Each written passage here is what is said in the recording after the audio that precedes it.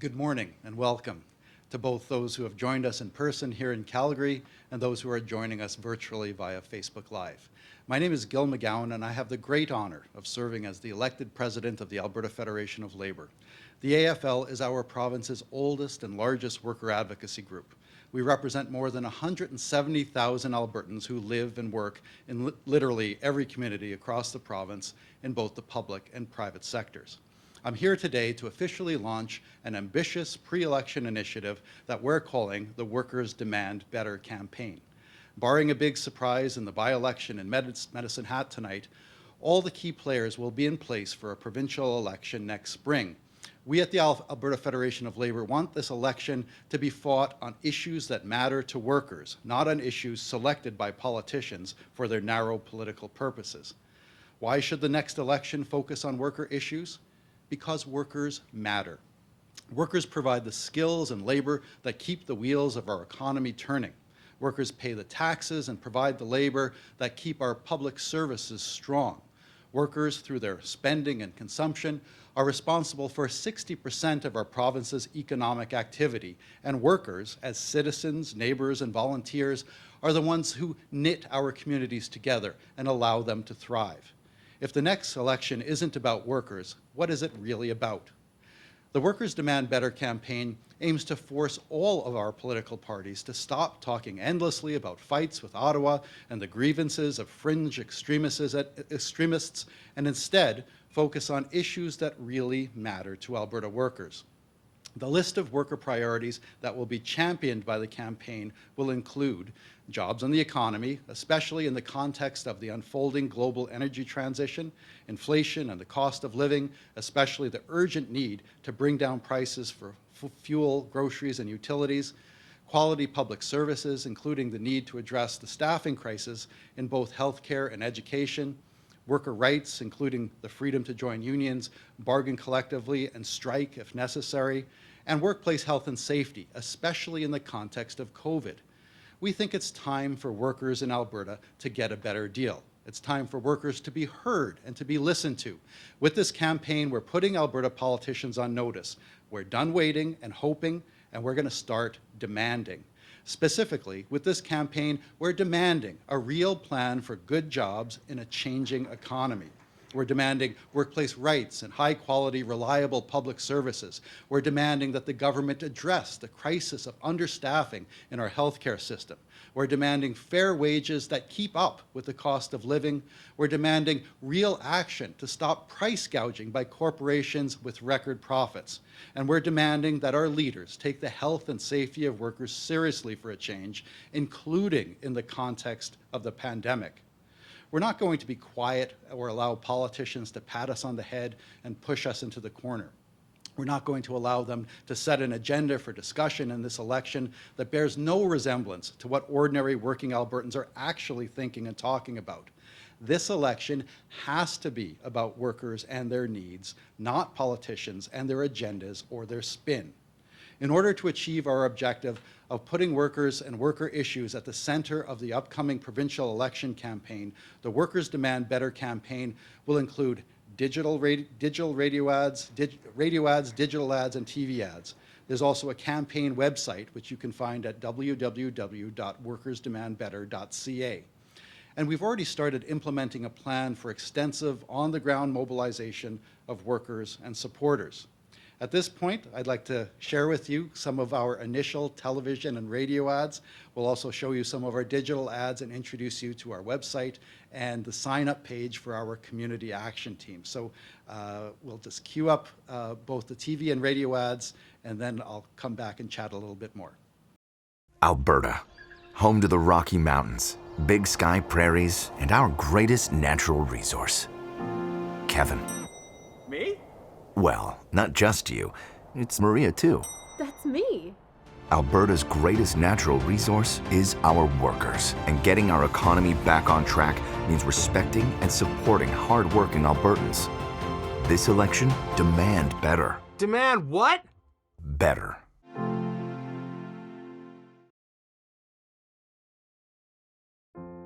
Alberta, home to the Rocky Mountains, Big Sky prairies, and Alberta's greatest natural resource, our workers.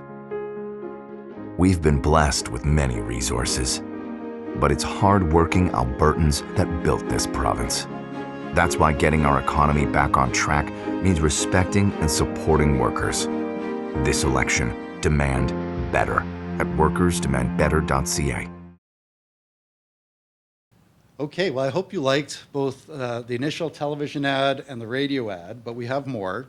On the screen right now, you'll see some of our digital ads, which will be running primarily on Facebook, but also on Twitter. In addition, if we move to the next screen, we have a campaign website, www.workersdemandbetter.ca. I would encourage you to visit the site, join up for the campaign. We already have about 60,000 supporters, and the list is growing. Please add your name.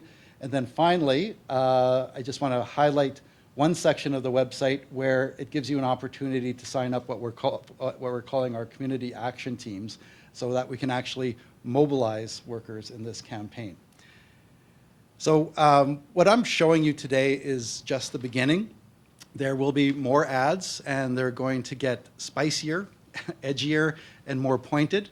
There will also be more actions and more opportunities for workers and citizens to get involved. The coming election will be crucial for the future of workers and our province, and workers are not going to sit on the sidelines as spectators. We're going to get into the game, and we're confident that we can make a difference. To conclude this morning, I just want to reiterate why we're launching the Workers Demand Better campaign and what we hope to achieve. As provincial politicians warm up their vote pitches for the next election, it has become clear that many of them are thinking about themselves, not about Alberta workers. And that needs to change. As workers, we build this province and keep it running every day. Workers matter.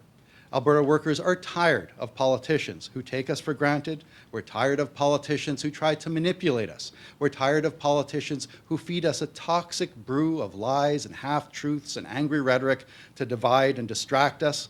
And we're tired of politicians who seem more interested in playing political blame games than finding solutions. This time around, instead of waiting to hear what politicians have to say to us, we're going to tell them what we want, what we need, and what we expect from them. If they want our votes, they're going to have to earn them. We know that better is possible, and we're not going to settle for less. The good news is that there is reason for optimism. Workers and unions in Ontario just showed us what's possible. They demonstrated that workers can win victories and set the agenda for important public conversations when they act together. We are determined to do the same thing here in Alberta in the lead up to the next election. So we invite everyone who demands better for our province to join us, whether you're a worker or not. As our Ontario counterparts reminded us, workers are stronger when we act together. Our campaign picks up on that message. We want to show working Albertans that they can demand better. We want to show them that workers do have power, and we want to encourage them to use that power to build a better province. Thanks for being here this morning. Please support the Workers Demand Better campaign. Please sign up and get involved. And at this point, I'd be happy to take any questions from the media or from viewers on the Facebook live stream. Morning, Gil. We've got a couple questions from the Facebook Live. Why these 6 issues? Who's informing this campaign? Well, these issues, the ones that we've chosen to build the campaign around, are issues that we've heard repeated over and over again from our members across the province. And one of the reasons that they've been talking to us about these issues is because they're not seeing them reflected in the conversations from our political leaders, especially, sadly, the government of the day. Our members are talking amongst themselves, talking at their workplaces, talking in their communities, talking around their kitchen tables about the economy, about jobs, especially in the context of the unfolding energy transition. They're anxious and they want solutions. They're also talking, perhaps more than anything else, about the cost of living crisis and inflation, and they're waiting, and they haven't seen any action from our provincial leaders and not enough discussion from the political parties. And then at the same time, there's ongoing conversations from our healthcare workers, but also our members in all other sectors about the crisis, both in our schools and perhaps especially in our healthcare system. There's a real serious issue about understaffing and overcrowding in our schools and in our hospitals. And if these issues aren't addressed, the quality of life for the people who we represent, the workers of Alberta, will be undermined. So this is what we're hearing from our members, and that's why these issues are reflected in our campaign. Looks like we just have a couple more here. How significant is what's happening in Ontario for the labor movement in Alberta? What just happened in Ontario is an incredible shot in the arm for the labor movement across the country. What we saw unfold over the course of just a week and a half was a coming together of working people and their unions to push back against a conservative anti-worker agenda. In this case, we had a provincial government led by Conservative Premier Doug Ford, who basically tried to do away with workers' rights in the context of collective bargaining. And he just used the power of the legislature to strip workers of their rights to bargain collectively, to go on strike, which is a constitutionally protected right. And he did it just because they didn't want to be bothered to sit down and negotiate a fair contract. The workers of Ontario said that wasn't acceptable. And they put their money where their mouth is by coming together, organizing an unprecedented opposition, and even getting to the point of agreeing to start moving towards a general strike. That's worker power, and it made someone who had been a very popular Conservative premier, it made him blink. And it reminded me of the situation back in the 90s when we had our own popular Conservative premier, in that case Ralph Klein, who is presiding over an unprecedented round of cuts in healthcare and education. And he promised that he wouldn't blink in his efforts to privatize public services and cut spending on things like education and healthcare. But then a group of workers, led by the laundry workers at the General Hospital right here in Calgary, they stood up, pushed back, other workers joined, and that premier who promised not to blink did in fact blink in the same way that Doug Ford just did here in Ontario. And so that's a reminder that workers have power when they work together, and it's that kind of power that we want to cultivate with this campaign. We want to remind workers that they have power when they work together, and we're going to encourage them to use that power through this campaign to make sure that worker issues are at the center of the upcoming election campaign. Looks like we just have one more question that came in. Do you think that the leaders of the two main parties in Alberta will be receptive to your message? Well, the question is, will the leaders of the New Democrats and the UCP be receptive to the message that we're putting forward through this campaign? And I guess my answer is that they better be if they know what's good for them. Because the issues that we're highlighting in this campaign are the issues that ordinary Albertans are talking about in their workplaces, in their communities, over their dinner tables. They're talking about education, they're talking about healthcare, they're talking about inflation, they're talking about jobs in a changing economy. And these are the things that they want answers for, and they want direction from whoever forms the government after the next provincial election.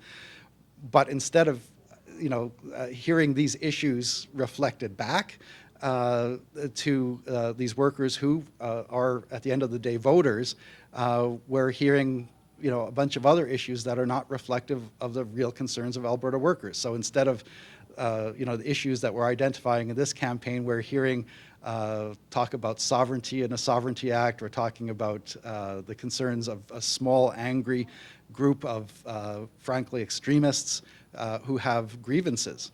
And that's not what Albertans are talking about. It's not what they want to hear from their elected leaders or their government, and it's not what they want the next election to be fought on. So that's what our campaign is all about, is about forcing our political leaders, from both of the major parties, to address the issues and concerns that Alberta workers are actually talking about. And, at this point, I have to say that on behalf of the Alberta Federation of Labour and all the workers that we represent, this campaign in many ways is coming from a point of frustration, because we're not hearing our political leaders talk about what we're really concerned about. And instead, we're getting this message from, especially from leaders like Premier Danielle Smith and her party, the UCP, that Albertans are all angry, and the only thing that we're concerned about is fighting with Ottawa. And they like to suggest that there is only one Alberta, and it's an angry Alberta that they represent. But one of the things that we're trying to get across, one of the points that we're trying to make with this campaign, is that there are actually two Albertas.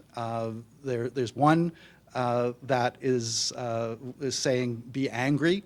There's another that's saying be hopeful. The first Alberta is focused on tearing things down and encouraging people to act in an angry individual way. But there's another Alberta that wants to build things up by working together as a community.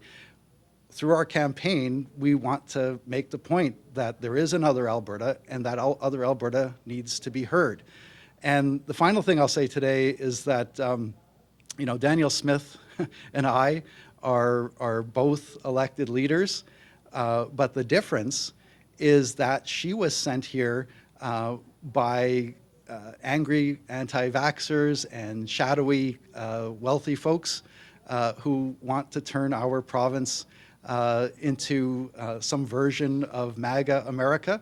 And I, on the other hand, I'm here on behalf of ordinary working people, so nurses and tradespeople and grocery clerks and people who work in manufacturing plants.